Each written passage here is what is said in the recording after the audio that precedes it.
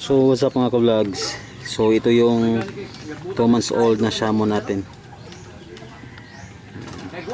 So kung nakasubaybay ka sa ating YouTube channel, so na-vlog ko rin to nung dumating ito dito sa ating yard. And may update din tayo sa kanila from time to time. And ito na yung update sa kanila. So kakatapos lang din nilang kumain mga ka-vlogs.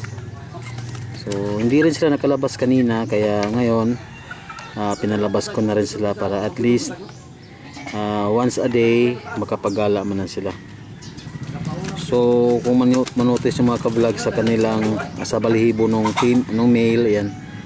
So tinutuka kasi yan, may kasama kasi silang ibang breed ng manok sa kanilang kulungan. Ayan.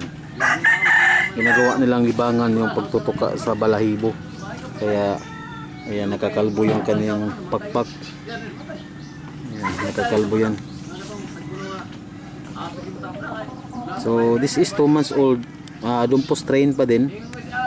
Second batch to nung 5 months old na Shamo natin. So male and female din yung kinuha ko. So ito yung second batch nila. Ang pagkain naman nila mga ka-vlogs is stag developer, yung sa Thunderbird, yung kulay dilaw. And sa vitamins naman, same pa din, vitamin D3 at saka B12. Pero twice a week ko pa lang silang pinapainom kasi 2 months old. Pag mag 3 months old na sila, ayan, daily na tayo. Hanggang mag 4 months old, and then pag 4 months old na sila, ayan, thrice a week na lang pagpapainom ko sa kanila. And sa tubig naman, minsan pure water lang, and minsan naman hinahaluan ko ng Vitamin Pro o di kaya Bitrasin Gold. Nung nakaraang linggo, meron silang halak. Pinainom ko lang sila ng Amtil at saka Trisolac. Ayan, okay naman. Nagbabubbles yung mata nila nung nakaraan.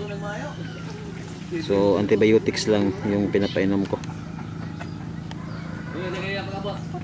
So same sa kanilang mga kuya mga ka-vlogs, ganan din sila, hindi sila man naghihiwalay. Kung saan yung isa, andun din yung isa. And maybe tatago ko na sila ngayon mga ka-vlogs kasi medyo umaambo na. Ayan. Yan na yung paligid. Medyo cloudy, baka maambunan, mahirap na magkasipon. Ayan. Pero well vaccinated naman sila mga ka-vlogs, kaya no worries. Pero mahirap na magkasakit. So babay muna for now. Siguro continue lang tayo maybe next day. Bye bye.